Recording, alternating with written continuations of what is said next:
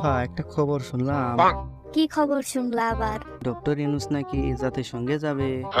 কিন্তু আমি তো এখনো পদত্যাগ পত্রে সাইন করে নাই। আফা ছোট মুখে একটা বড় কথা কই, কিছু মনে করেন না। কি কথা?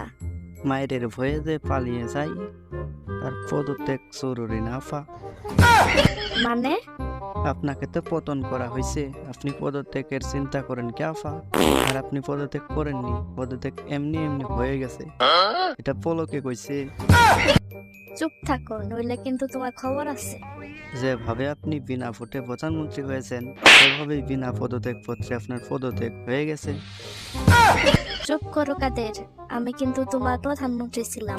আপনি কিসের প্রধানমন্ত্রী ছিলেন? আপনাকে তো কেউ ভোটই দেয়নি। চুপ করো, না হলে তোমার মাথা ফাটিয়ে দিব। ঠিক আছে, চুপ করলাম।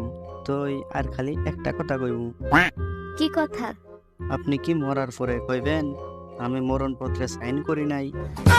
তুমি রিয়েলিটি মানে নাও, এদিক চিন্তা ভাবনা না করে নিজের মানুষকে বাঁচাও, কারণ আমি জানি 12টা তোমার